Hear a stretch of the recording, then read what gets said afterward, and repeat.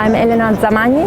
I'm an assistant professor at the University of Bologna, working in the myeloma team with Professor Michele Cavo.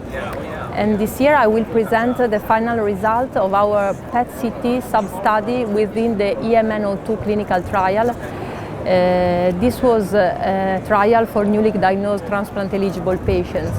And the two main important points of this study were that for the first time we tried to standardize the criteria for image interpretation with PET-CT. We did a huge job trying to first to describe, just to produce descriptive criteria for PET-CT interpretation.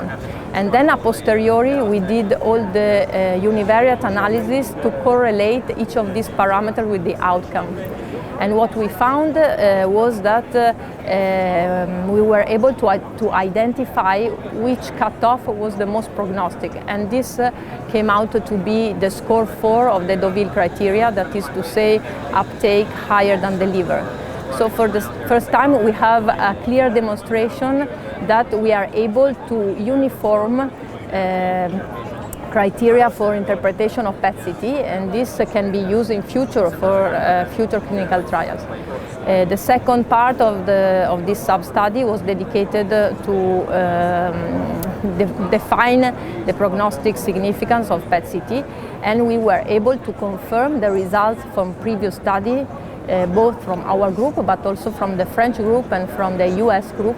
And so again we found that PET-CT has a prognostic significance, both a diagnosis but in particular after treatment. And again we were able to define cutoff of positivity or negativity of PET-CT after treatment. So I think that the value of this study is that it will be able to produce some guidelines for the future use of PET-CT in multiple myeloma.